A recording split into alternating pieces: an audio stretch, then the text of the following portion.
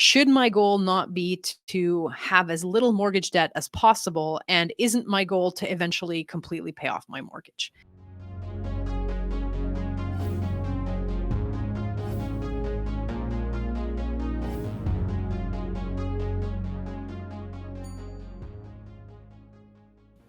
Hello, and welcome to this week's episode of the Real Estate Investors Club podcast. This episode is going to be responding to a question that I get often from people that I coach, from clients of mine, and it is, when should I sell my buildings? Before I answer that question, I'm going to go back to when I was a young investor and my father's accountant said something to me that I did not understand at the time. I'm going to repeat it for you, and then hopefully it's going to have the same impact on you that it had on me. So, my father's accountant, I was having a chat with them. And, at that point in my investing career, I was thinking I'm going to, buy three triplexes. And when I'm done owning those, when I have finished paying off my mortgages, and I used to like calculate, like, okay, what age am I going to be when my mortgages are finally paid off? And how much money is that going to give me in income? And I'm going to live on that income and, survive happily ever after. And I must have been like, 30 when I was having this conversation with myself. And my thought process was, I am never going to sell my buildings because this is my retirement fund. And my plan is that eventually those buildings are going to support me, out into the sunset. And bursting my bubble, my father's accountant said to me, Terrie, a building has a life. And at a certain point, it's time to liquidate that asset. And I thought, like, what can he mean by this? Like, surely I should be just watching my mortgage get smaller and smaller and watching my cash flow get bigger and bigger. And I should be holding on to my assets as long as possible. It was such a headache to acquire them in the first place. So why would I ever want to sell my buildings? Then, fast forward about 15 years to currently, when people regularly ask me this question. And, I had my first three triplexes, my 9 doors that I used to own in a not so great part of Montreal, in Hochelaga at a certain point. And I traded out of those buildings in order to scale my portfolio. And, I attained financial independence with those 9 doors. And then at a certain point, I realized that it was time to trade out of them. So, when should you sell your buildings? Well, as an investor, you're going to have a certain business model, and that business model might be value add through construction. It might be optimization through very tight management, or it might be placing your money in a market that you believe in. So, we know that there are urban centers, maybe smaller areas, maybe particular parts of town that are appreciating faster than other areas. And one of the things that we can do as investors is to buy a building that's either cash flow neutral or perhaps a little bit in the negative, in the hopes that that area is going to appreciate because we know something about, urban development that other people might not know. But what you're going to see in common with all of those aspects is that at some point, the property that you're purchasing will have maxed out its unusual appreciation. So let's say that the market overall is appreciating, 3% a year, which is kind of balanced. That is not what we've seen in the past years. We had crazy growth, and then we had, a year of stagnation. But overall, it's typical for the market to grow 3%. Did you know the Real Estate Investors Club podcast is starting a mastermind? Imagine having the power and the knowledge that's shared in these podcasts in a group setting. You get to have accountability, build a peer group, and also develop a network that's going to help support your real estate goals. Please check out more information at terrieshower.com and select the Mastermind tab on the drop-down menu on the left.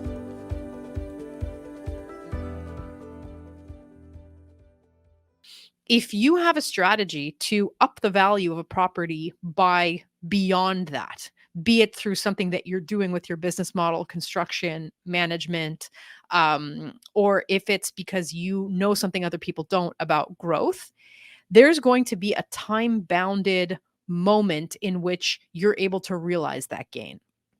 So to be, very transparent, if, let's say, those buildings that I bought in Hochelaga at the beginning of my career, I identified that as an area that was going to be up and coming.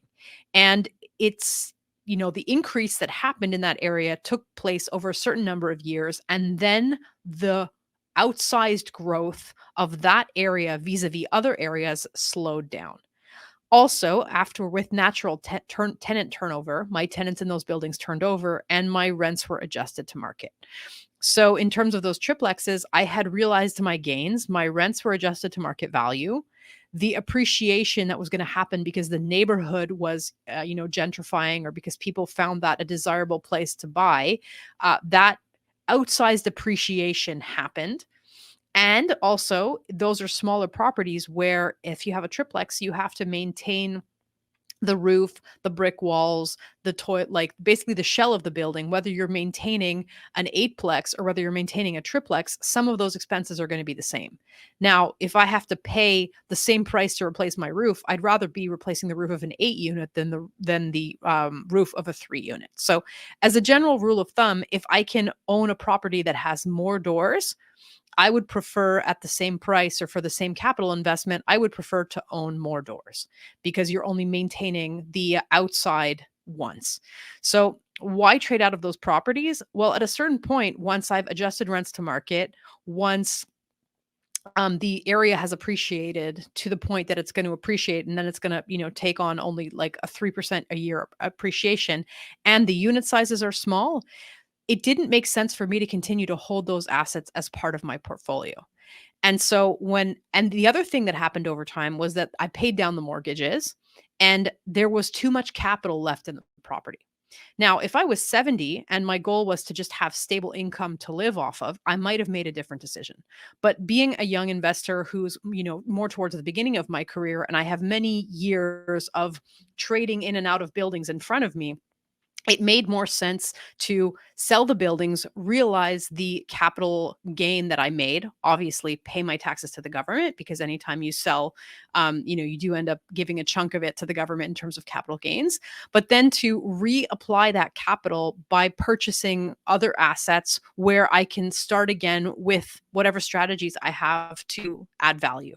And again, very transparently, I moved my investments out of that geographic area. I'm still investing in Montreal, but I chose to place the money in different submarkets inside the city. And I also chose to trade up into bigger assets because of the reason that, you end up having to maintain the shell of the building, whether it's a single family home, a duplex, 8 units, 10 units, you still have one roof, one set of walls that you're maintaining on the outside.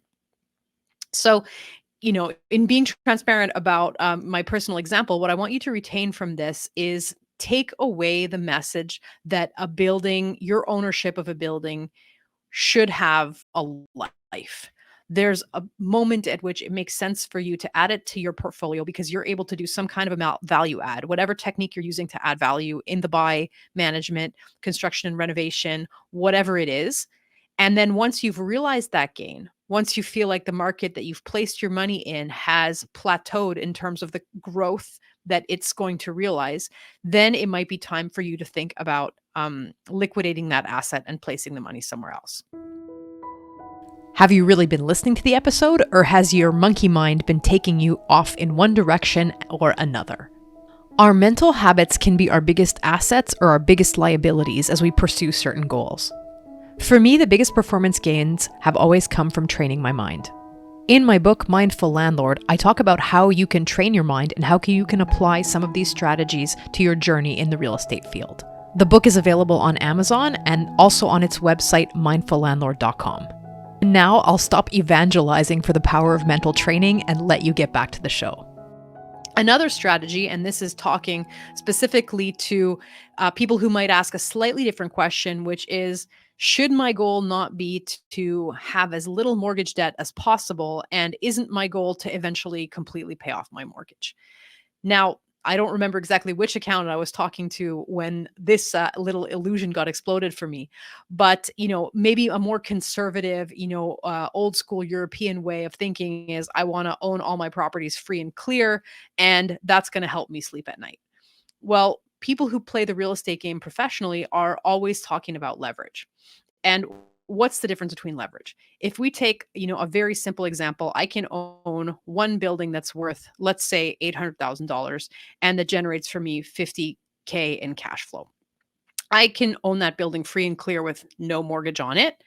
in which case it's generating 50K a year and I'm not paying down any mortgage. So the only thing I'm realizing on that building is the cash flow and the potential, 3% increase that's going to happen conservatively over a 10-year time period. Or I can break that up and I can buy 4 buildings in which I have 25% cash down. So I can own 4 8plexes that generate 200K in revenue and on which I'm paying down a mortgage and on which I'm realizing 3% appreciation every year.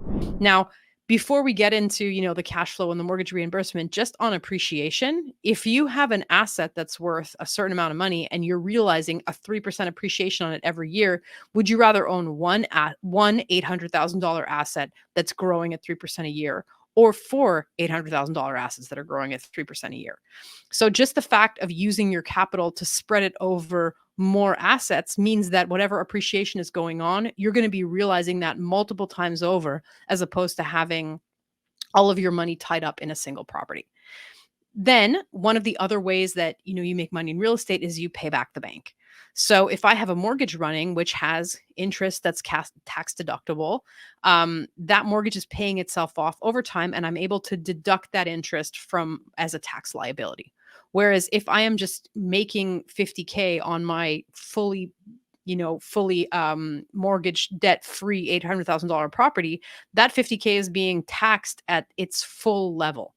So I'm paying back the mortgage, but at the same time, I'm going to be paying tax on 50% of the income. I would have as tax savings if some of that money was going to pay mortgage interest. So there's also a tax benefit to having more properties that are mortgaged than just one that's cash free. So, what I want you to take away from this episode is, before calculating the number of days that you have to, my 25-year mortgage amortization period is going to be over and I'm going to own this one building debt free,